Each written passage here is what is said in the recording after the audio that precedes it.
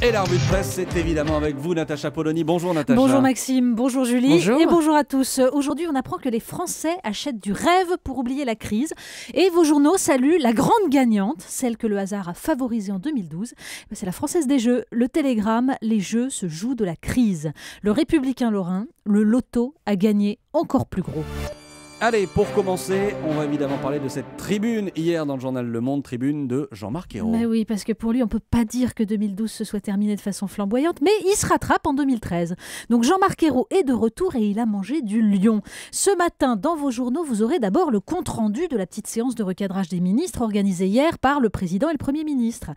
Dans le Républicain lorrain, Philippe Vaucan ironise. Non, il ne s'agit pas là d'un quelconque groupe rassemblé pour un séminaire de motivation d'entreprise. Non, mais ça y ressemble quand même beaucoup. Branle-bas de combat, occasion de faire la leçon aux ministres indisciplinés. Dans le Parisien, les mots sont cruels, la chute l'est encore plus. Ayrault a enfin publié hier une tribune dans Le Monde. Point final un peu désuet d'une journée de communication gouvernementale. Dans la République des Pyrénées, Jean-Marcel Bougreau, justement, nous parle de l'art ingrat de la tribune. Entre généralité, bavardage et wishful thinking, la marge est étroite. Alors là, comment il s'en sort ?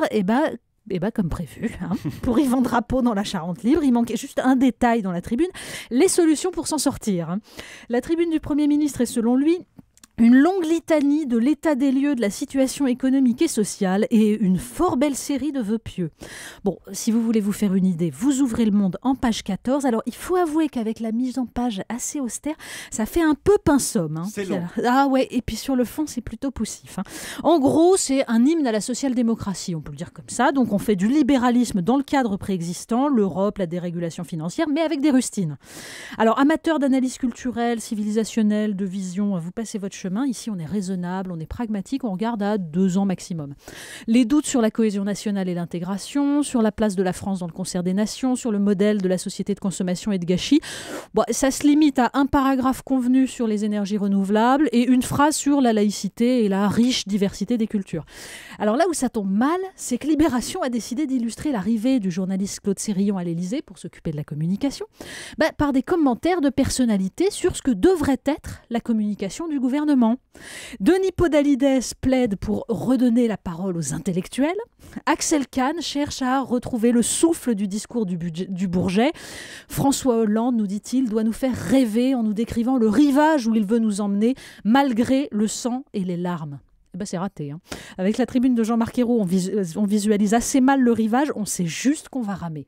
Toute la presse parle de lui ce matin, c'est évidemment Gérard Depardieu. Oui, là, le feuilleton est en train de virer à la farce. Le Courrier Picard titre « Depardieu valse pour un passeport ». Alors, si vous voulez le texte de la fameuse lettre de remerciement de l'acteur au grand démocrate Vladimir Poutine, c'est dans le Figaro. Alors, autant le dire, Depardieu est meilleur quand il interprète les grands textes, parce que là, c'est pas du Edmond Rostand. En Russie, il y fait bon vivre. Merci la grammaire. Mais le Figaro, qui se délecte du camouflet à François Hollande, nous dit aussi qu'on grince des dents dans les milieux du cinéma russe. Une arnaque au bénéfice d'un soulard. Ça, c'est le commentaire d'un réalisateur proche de Vladimir Poutine. On y apprend aussi qu'en Russie, l'impôt sur le revenu est au taux unique de 13%. C'est quand même assez agréable pour ceux qui gagnent beaucoup.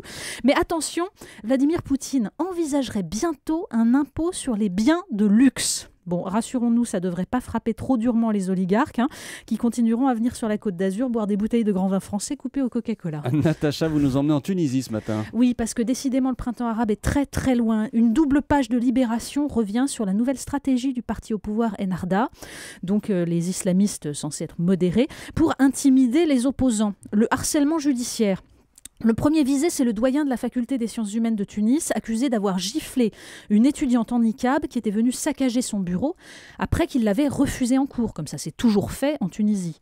Bon, alors, il est gaucher et la marque supposée de la gifle à travers le voile a été constatée plusieurs heures après les faits sur la joue gauche de la jeune fille. Vous pouvez essayer, ça ne marche pas.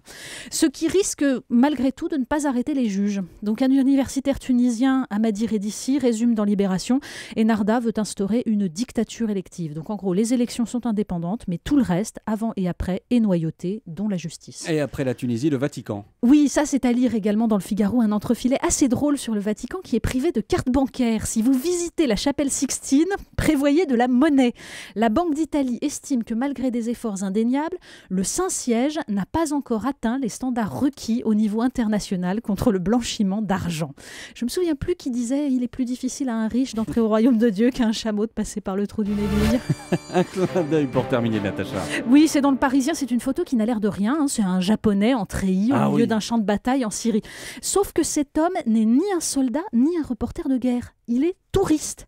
Il se promène au milieu des bombes pour se donner des sensations. Alors pas de casque, pas de gilet pare-balles, hein. Je suis un mélange de samouraï et de kamikaze, explique-t-il. Enfin, les samouraïs, c'était quand même une philosophie, vous voyez, un code de l'honneur. Là, ça n'a quand même rien à voir avec le désœuvrement postmoderne. Mais avec les perspectives exaltantes que nous offre Jean-Marc Ayrault dans sa tribune, je crains qu'on finisse tous comme ça, en fait. Merci Natacha Polony. Dans une minute sur Europe 1.